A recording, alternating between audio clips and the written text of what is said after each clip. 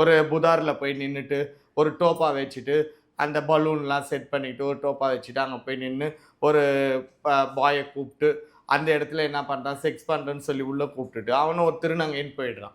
உள்ளே கூப்பிட்டுட்டு அங்கே பிட் பாக்கெட் நடக்குது, செயின் சீட்டிங் நடக்குது, மொபைல் திருடுறாங்க. இந்த மாதிரியான நிறைய சட்டவிரோதமான செயல்கள் அனைத்துமே வந்து நடக்கிறதுக்கு நிறைய வாய்ப்புகள் இருக்குது. அந்த வகையில் பார்த்தாக்கா நம்ம முதல்வர் ஐயா இப்போ கொடுத்துருக்கிற ஒரு அறிக்கையை வந்து வரவேற்கக்கூடியது. அதேபோல் நிறைய திருநங்கைகள்ல இப்போ பார்த்தீங்கன்னா, நான் ஏற்கனவே சொல்லியிருந்தேன்.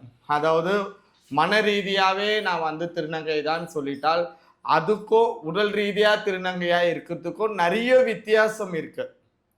புரியுதுங்களா உங்களுக்கு? ஏன்னா, மன ரீதியா திருநங்கைன்னு சொல்றவங்க வந்துட்டு, நீ மனசளவுல தான் உன்னை பெண்ணா நினைச்சிட்டு வாழ்ந்துட்டு இருக்க. அது வேற விஷயம். நாங்க எங்களோட என்ன சொல்ல உயிர் நிலையே வந்து நாங்க அறுக்கும்போது, அடுத்த சங்கதி எங்களுக்கு கிடையாது. அடுத்த வாரிசு கிடையாது. எங்களுக்கு பேர் சொல்ல ஒரு புள்ள கிடையாது. எங்களுக்குன்னு அடுத்த பரம்பரையே கிடையாது.